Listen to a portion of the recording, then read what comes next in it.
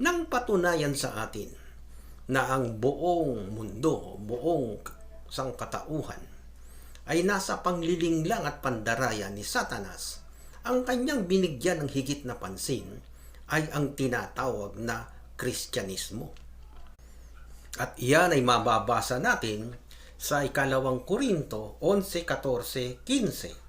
At hindi katakataka sapagkat si Satanas man ay nagpapakunwaring anghel ng kaliwanagan.